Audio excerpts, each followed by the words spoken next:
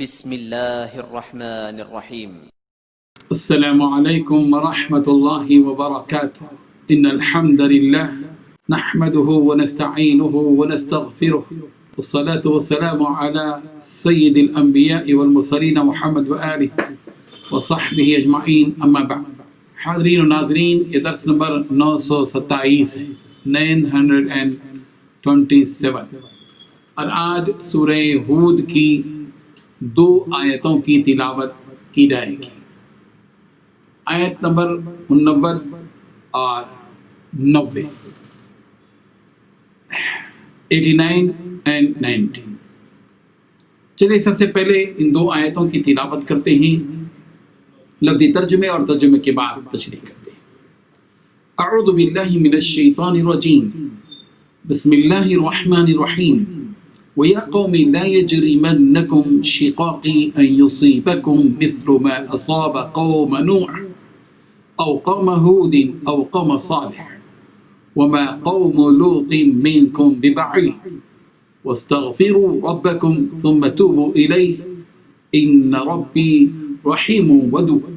صدق اللہ العظیم۔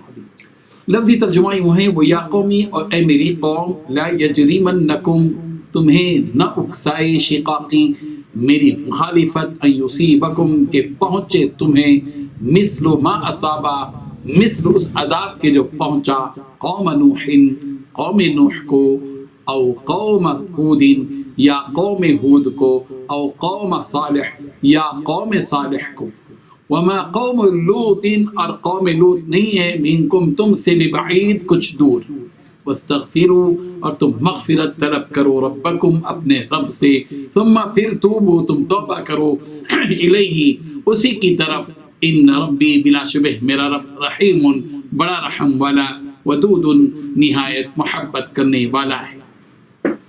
ترجمہ یوں ہے، اور اے میری قوم، میری مخالفت تم سے کوئی ایسا کام نہ کرا دے کہ جیسی مصیبت نوح کی قوم یا ہود کی قوم یا صالح کی قوم پر واقع ہوئی تھی، ویسی ہی مصیبت تم پر واقع ہو، اور لوط کی قوم کا زمانہ تو تم سے کچھ دور نہیں، اور اپنے رب سے بخشش مانگو اور اس کے آگے توبہ کرو، بے شک میرا رب رحم کرنے والا، محبت کرنے والا ہے۔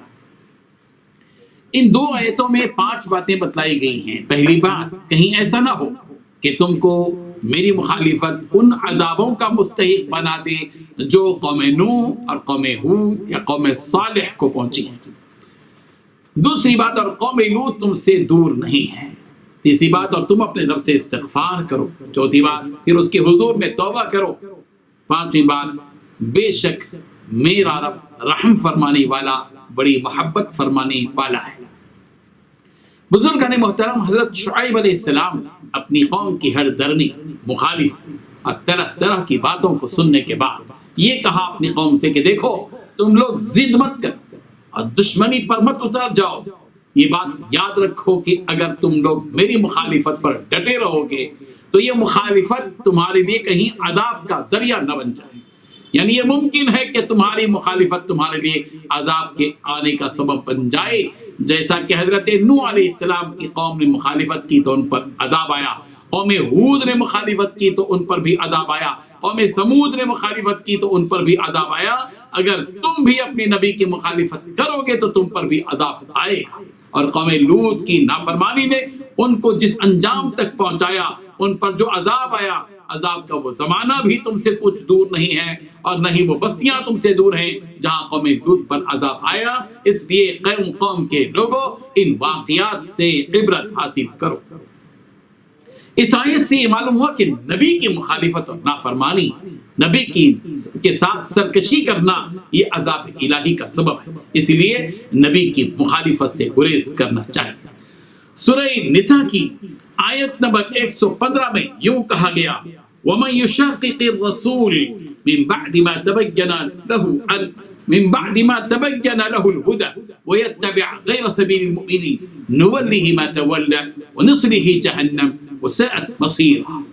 یعنی جو کوئی شخص رسول کی مخالفت کرے گا، اس کے بعد کہ اس کے سامنے ہدایت ظاہر ہو گئی، واضح ہو گئی، اور وہ مسلمانوں کے علاوہ کسی اور راستے پر چلے گا، اتباع کرے گا، ہم وہ جدھر مڑ کر جانا چاہے ہم اس کو مڑ کر جانے دیں گے، لیکن اس کو جہنم تک پہنچا دیں گے، اور جہنم بہت بڑا بہت برا ٹھکانہ ہے۔ سورہ انفال کی آیت نمبر 12 میں بھی یہ بات کہی گئی ہے کہ وَمَن يُشَاقِقِ اللَّهَ وَالرَّسُولَ فَإِنَّ اللَّهَ شَدِيدُ الْعِقَابِ، کہ جو کوئی اللہ کی مخالفت کرے گا اور اس کے رسول کی مخالفت کرے گا، اسے یہ جان لینا چاہیے کہ اللہ تبارک و تعالیٰ کی گرفت بہت پکڑ، اس کی پکڑ بڑی سخت ہے۔ اس لیے اور پھر اللہ تبارک و تعالیٰ نے سورہ حشر کی آیت نمبر 4 میں بھی یہ بات بتائی ہے، جس میں وَمَن يُشَاقِّ الرَّسُولَ کی بات کہی گئی، اور پھر سورہ محمد کی آیت نمبر 32 میں بھی یہی بات موجود ہے۔ تو ضرورت اس بات کی ہے کہ اس سے سبق حاصل کیا جائے۔